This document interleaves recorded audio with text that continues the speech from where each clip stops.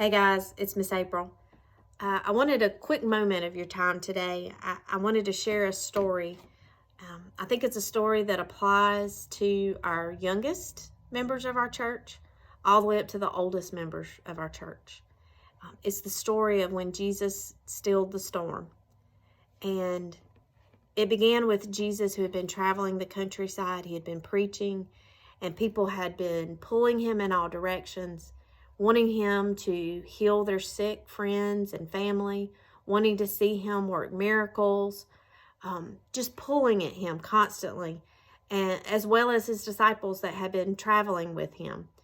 And he knew that they needed some rest. They all needed rest, but Jesus was looking out for those around him. And so they managed to get a boat, and they got into this boat, loaded up, and rowed out to the middle of the Sea of Galilee.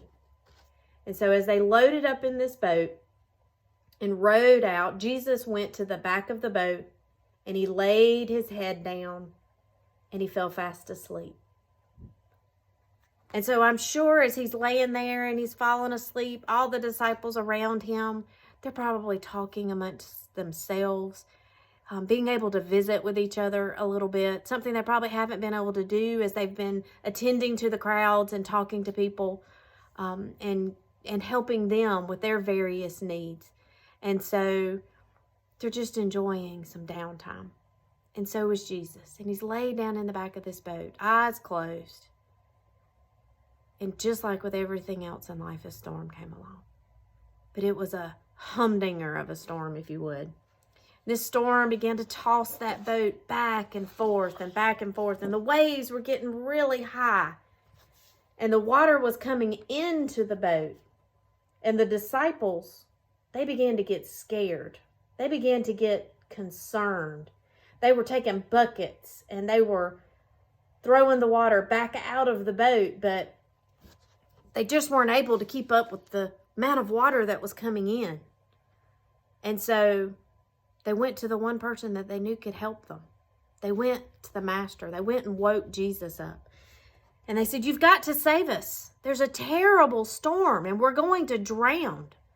Some of these men had been fishermen. They knew what could happen to a ship out in the water like that during a terrible, terrible storm. It sinks straight to the bottom. And Jesus looked at them and he said, "Do you think I would let anything happen to you? Why would you be afraid? Why are you worried?" And so Jesus stood up.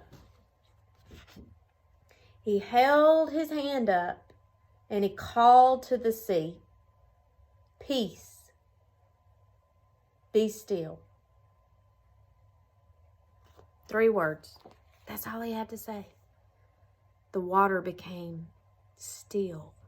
It was flat like glass, no waves, no nothing.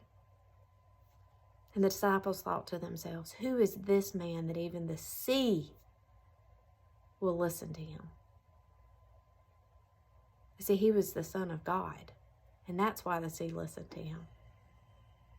And what he was telling those disciples, just like he's told us, that when we have fear in our life, when we have fear that ties us up in knots on the inside, this fear that gets in our tummy, like some of us have right now.